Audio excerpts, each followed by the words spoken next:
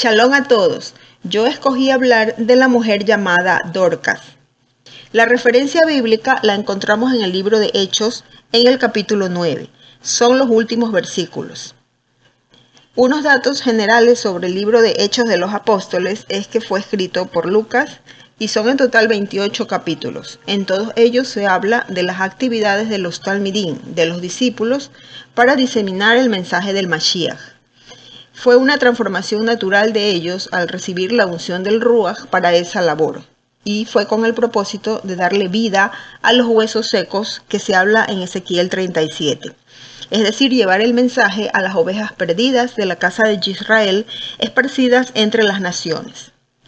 En general, el libro de Hechos es muy importante para entender cómo vivir siendo creyentes en el Mashiach.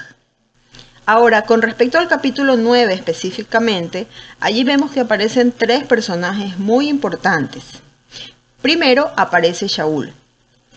En los versículos del 1 al 31 se habla de la conversión de Shaul. Esto fue un milagro, esto fue una transformación espiritual que tuvo él.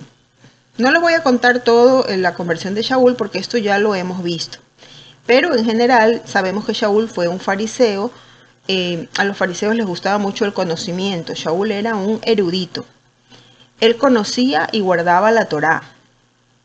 Él predicaba en las sinagogas a los judíos acrobustias, a los que eran incircuncisos. Cuando fueron camino a Damasco, vieron una luz. Esta luz lo dejó ciego a Shaul. Y también escucharon una voz que les dijo: Shaul, Shaul, ¿por qué me persigues? Así comienzan una serie de eventos que terminan con la conversión de Shaul. Así vemos que Shaul es un judío convirtiéndose al Mashiach. El Mashiach le habla, le pronuncia esas palabras para ejercer en él un cambio como hombre, un cambio en su persona. En estos versículos llama la atención dos situaciones. Primero, que los demás también escucharon la voz, es decir, Shaul no iba solo, iba acompañado de otras personas. Entonces ese es el llamado que hace el Eterno a cada uno de nosotros para entrar al camino. Ese llamado es personal.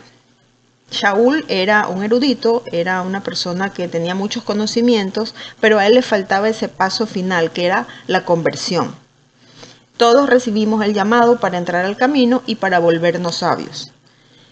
En relación a estos versículos encontré este texto. El sabio no tiene preguntas. El sabio conoce la escritura, escucha el llamado y entra al camino. El necio no tiene respuestas, siempre cuestiona y muchas veces pregunta lo mismo una y otra vez. No escucha el llamado y no conoce el camino. Y la segunda situación que llama la atención es que a él se le cayeron de los ojos una especie de escamas. Las escamas se relacionan con los peces en el mar que se relacionan con la descendencia de Abraham, y estos a su vez son el pueblo esparcido en las naciones actualmente. El siguiente personaje importante que aparece es Kefa. Entre los versículos 32 al 35, en apenas 4 versículos, leemos sobre otro milagro. Esta vez fue una transformación física y espiritual. Kefa fue a la congregación en Lida.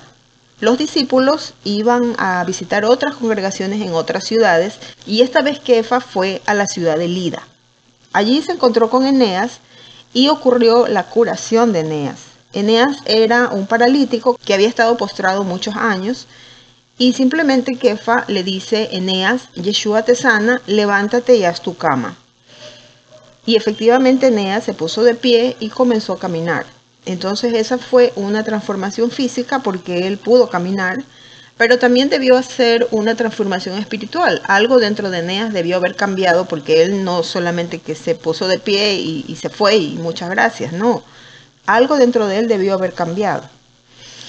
Muchas personas vieron este milagro y se convirtieron, entraron al camino, pero no por el hecho de solamente ver esta transformación, sino porque el Ruach actúa en las personas para poder hacer ese cambio, esa transformación.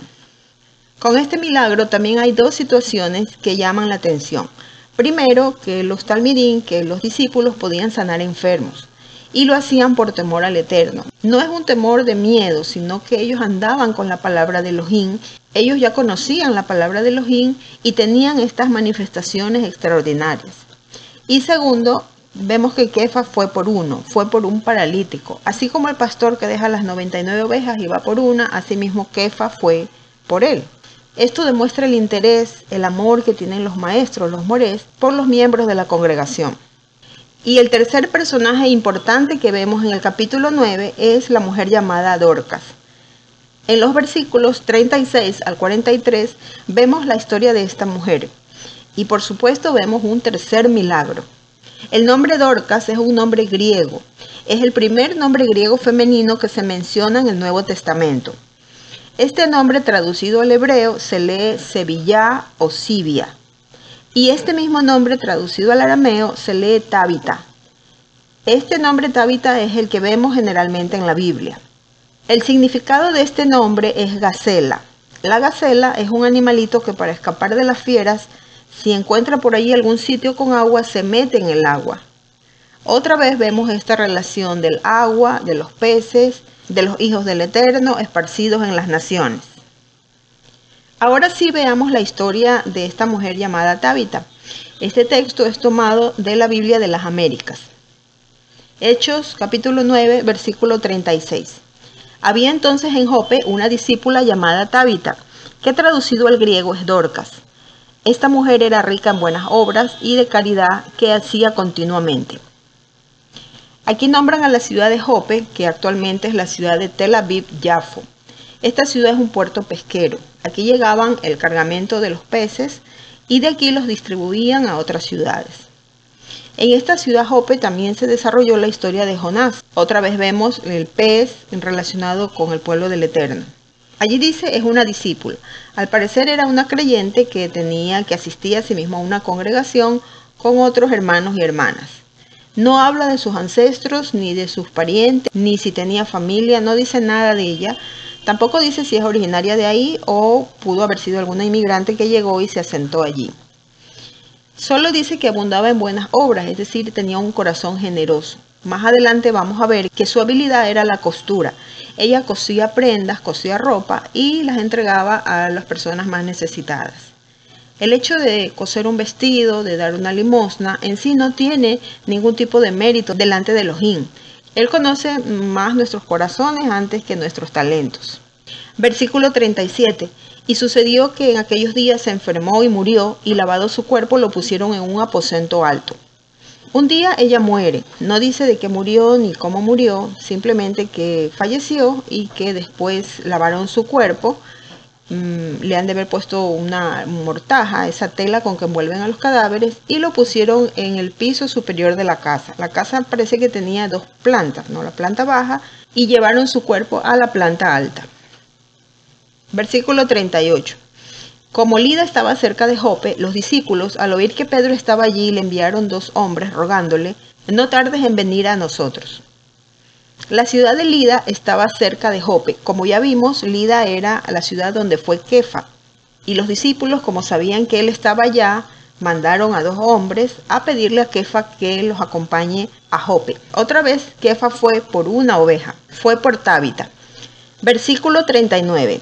Entonces Pedro se levantó y fue con ellos. Cuando llegó, lo llevaron al aposento alto y todas las viudas lo rodearon llorando, mostrando todas las túnicas y ropas que Tabita solía hacer cuando estaba con ellas. Aquí vemos que llega Kefa a la casa, sube al piso donde estaba el cuerpo de Tabita y al mismo tiempo se le presentan un grupo de viudas, llorando y mostrando la ropa que Tabita cosía cuando estaba viva. Posiblemente Tabita era una viuda que vivía con otras viudas en esta casa y mandaron a ver a Kefa es porque en el fondo ellos querían un milagro con la vida de ella, con la vida de esta mujer que tenía un alma generosa, que ayudaba a los desamparados y la necesitaban porque ella hacía acciones prácticas, hacía cosas tangibles. Eso era lo más notorio en ella, su obra práctica. Y al parecer Dorcas cuidaba de estas viudas. Versículo 40. Mas Pedro, haciendo salir a todos, se arrodilló y oró. Y volviéndose al cadáver dijo, Tabita, levántate. Y ella abrió los ojos y al ver a Pedro se incorporó. Los hermanos y hermanas de la congregación de Tabita, ellos sabían que Kefa había sanado a un paralítico. Y en el fondo tenían la esperanza de que haga un milagro más grande con Dorcas, que era devolverle la vida. Kefa lo entendió. Kefa entendió lo que ellos querían. Por eso él pidió que salgan todos. Kefa se puso de rodillas y oró. Al hacer esto, él imitó a su maestro Yeshua cuando le dijo a Lázaro, levántate y anda. La diferencia es que Kefa se puso de rodillas. Yeshua no se puso de rodillas. Con esa acción, Kefa demuestra que solo el Eterno es el que lo puede hacer posible. Él necesita de esta intervención sobrenatural para devolverle la vida a Tabita. Y por supuesto, abrió los ojos y lo vio a Kefa. Versículo 41. Y él le dio la mano y la levantó. Y llamando a los santos y a las viudas, la presentó viva. Aquí vemos que Dorcas despertó, Dorcas resucitó. Ella, esta viuda, al resucitar, representa a las naciones que esperan la luz, pero que todavía están en tinieblas. Representa a los que despiertan del sueño espiritual. Representa la restauración de Israel. ¿Y por qué la resucita? Porque podemos pensar que en ese tiempo habían otras personas que hacían buenas obras, pero no los resucitaron. Porque el premio de un mandamiento es otro mandamiento. Mientras más te esfuerzas, más agregas recompensa a tu vida. Y la recompensa de Tabita era seguir haciendo buenas obras, las buenas obras que ella hacía. Mientras más sirves, no es una carga, sino es una bendición. Versículo 42. Y esto se supo en todo Jope, y muchos creyeron en Yahweh. Lógicamente, se regó la noticia de la resurrección de Dorcas y muchas personas empezaron a convertirse, a hacer teshuvá, a entrar al camino, a creer en el Eterno. Así es como empezó la gran pesca, que continúa hasta el día de hoy. Versículo 43. Y Pedro se quedó en Jope muchos días con un tal Simón el curtidor. El nombre de Simón viene de Shimón, Shma, que significa escucha. Este hombre trabaja con pieles de ovejas muertas, con cadáveres. Son las ovejas que van a resucitar. Es la oveja perdida de la casa de Israel. Y así termina la historia de Tabita. Ahora veamos una lista con todas las resurrecciones que podemos encontrar en la Biblia. En la parte del Antiguo Testamento tenemos 3. La primera fue la resurrección del hijo de la viuda de Sarepta. Esto está en Primera de Reyes 17. La segunda es la resurrección del hijo de la Sunamita, en Segunda de Reyes 4. Y la tercera fue un cadáver que fue arrojado en la tumba del profeta Eliseo, y este cadáver volvió a la vida al tocar los huesos del profeta. Esto en Segunda de Reyes 13. Las resurrecciones hechas por Yeshua también fueron 3.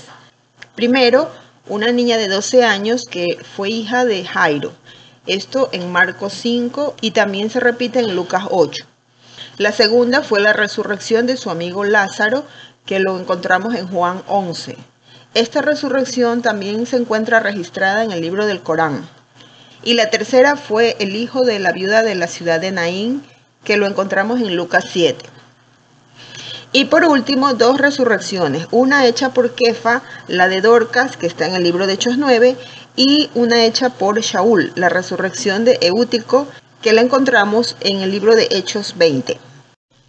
La palabra muerte en la Biblia no significa cesación o dejar de vivir, significa separación, es una muerte espiritual.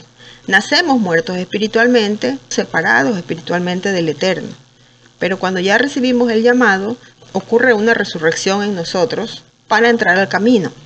En el futuro habrán 2 resurrecciones. En la primera resurrección, que es la del Mashiach, cuando Él venga a poner orden en la tierra, allí entran los que han guardado los mandamientos y tienen el testimonio de Yeshua. Allí van todos los muertos en Yeshua y también van los patriarcas. A segunda resurrección van los cuerpos que salen del mar. Ellos serán juzgados por sus buenas obras. La segunda muerte es en el lago de fuego.